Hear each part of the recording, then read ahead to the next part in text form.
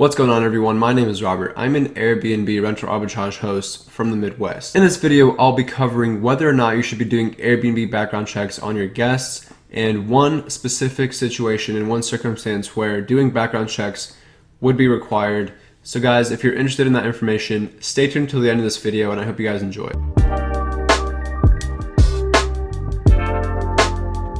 If you guys want more in-depth information, join my Facebook group. It's linked down below, or you guys can just find it on Facebook. Just search Airbnb Mastery Rental Arbitrage, and we're growing pretty quickly in there. If I'm not going to answer your question, I'll have other hosts in the group answering your questions.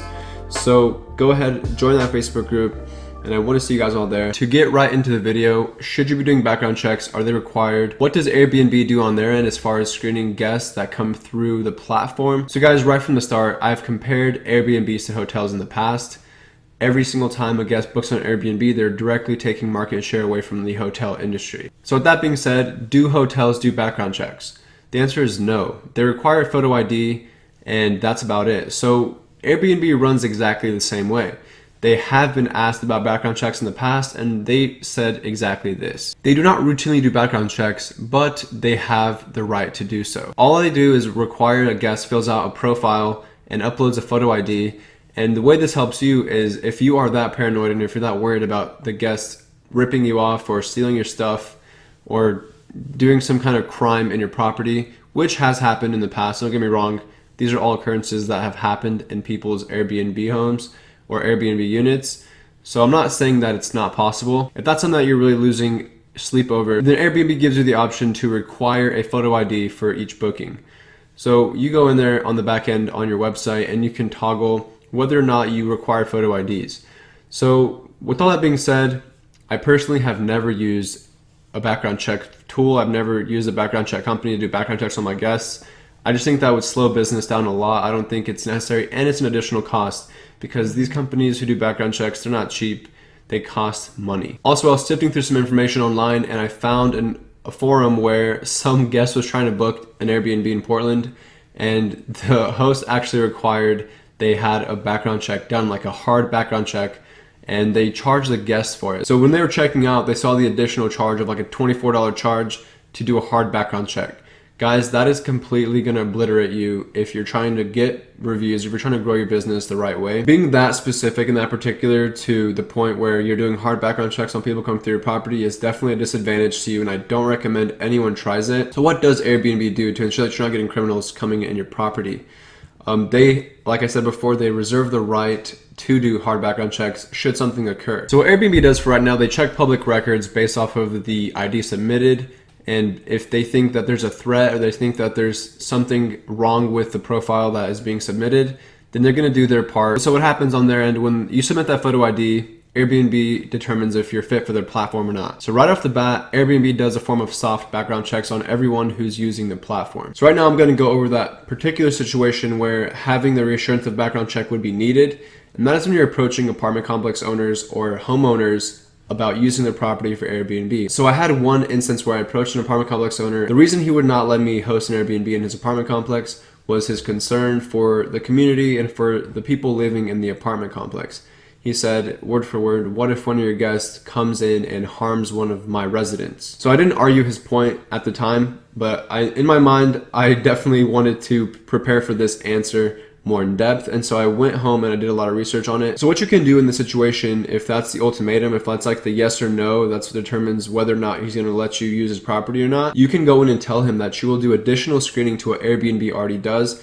And maybe that will change his opinion. Some soft screening tips I'm about to share with you here, and I definitely think I should write these down and keep them into consideration. If you guys are getting started with hosting, definitely keep these in mind. So the first thing you can do, and Airbnb makes this really easy because they provide you like the messaging tool on the platform, on the website, on the app. What I do, I communicate with my guests through my phone. I use my phone to communicate with guests, and it's very easy. I've been hiking mountains, communicating with my guests. As you know, as they're booking my place, I get to know them a little bit more. Airbnb does that, so Airbnb makes it really easy for you to interact with your guest. And I definitely recommend you keep it on the platform. But one thing you can do right off the bat is ask them why they're coming to visit. From my experience, Airbnb guests will book your place and then they'll send you a message saying why they're traveling. This is literally 9 out of 10 guests. They'll give you the reason for the travels.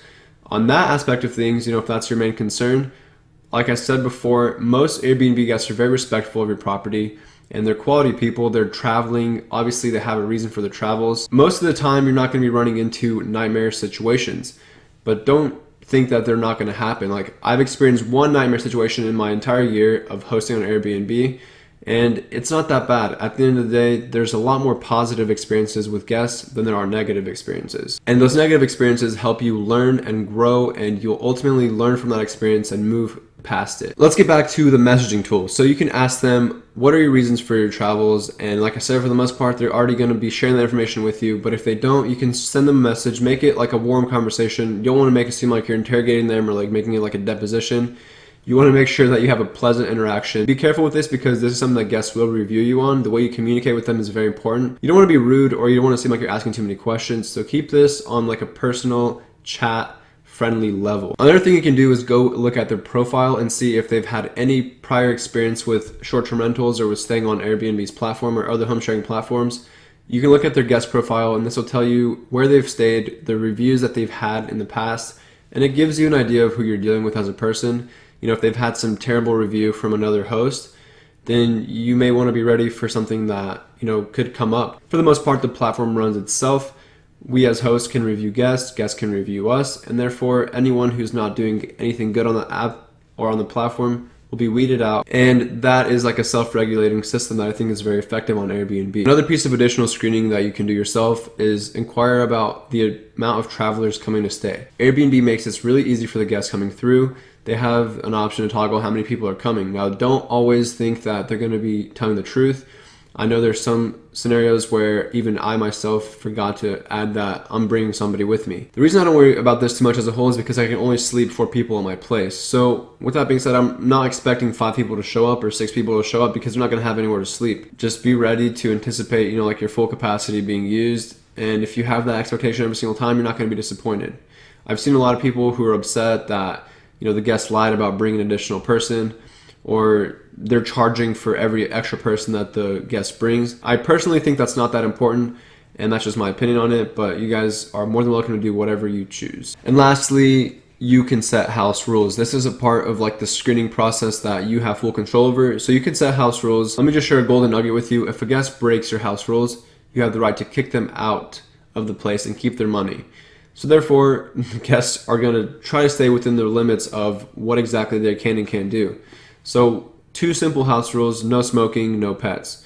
This is a great way to screen your guests. It's going to minimize the wear and tear on the place ultimately, and you're going to have it in the ideal condition that you want it. Should you be in a scenario where the apartment complex owner or the homeowner that you're presenting the idea of Airbnb to doesn't let you because of the concern with background checks, you can ensure that you will be doing additional screening to what Airbnb already does, and therefore that should alleviate that stress or that negative objection. And you can do that with the information I shared with you in this video. Just tell them that you'll be on top of this, this, and this, and they have nothing to worry about. And at the end of the day, everyone is happy. And this answers your question. Should you be doing hard background checks? Absolutely not. I don't think so.